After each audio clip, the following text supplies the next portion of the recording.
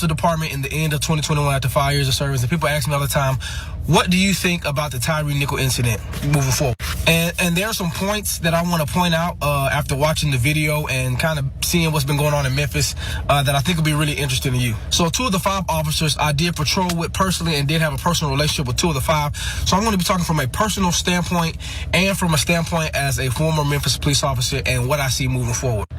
And even though I know 2 of the 5 personally and have patrolled with them personally and had a relationship with them, this in no way excuses any of their actions that partook about 2 weeks ago with the Tyre Nichols incident. First thing that I want to talk about, which is utter BS, is you'll see a lot of conservatives, you see a lot of far-right conservatives that say, why did he run? He would still be alive if he ran.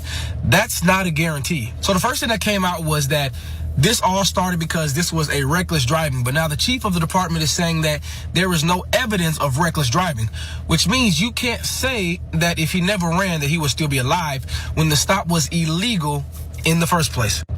Now, I have had to pull out people, rip people out of a car aggressively at gunpoint with foul language many a times, but most of those people were murderers, robbers, sexual assaulters, the worst of the worst, where you needed to meet violence with violence. Never once did I put my gun in the face of somebody who I suppose for reckless driving, right? So from the get-go, you have a man who was not guilty of anything fleeing from the police because he's scared because he doesn't even know why he's getting pulled over in such an aggressive manner. So as a black male, I probably would have ran too, and I was the police for 5 years. Number 2, there is no way, form, or fashion that you take a police boot and you strike a man's face multiple times while he's on the ground. No form, no way, no fashion. There is no way that that is excusable. I don't care who you're fighting. A kick to the face right here, that can be lethal. And unless you're trying to intentionally kill somebody, that is not a tactic that is taught, nor should ever be used.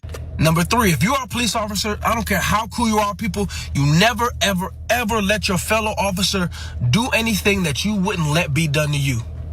You are just as guilty as the lynch mobs who used to lynch black people and watch them die and get lynched, even though they never put a hand on them. You are just as guilty.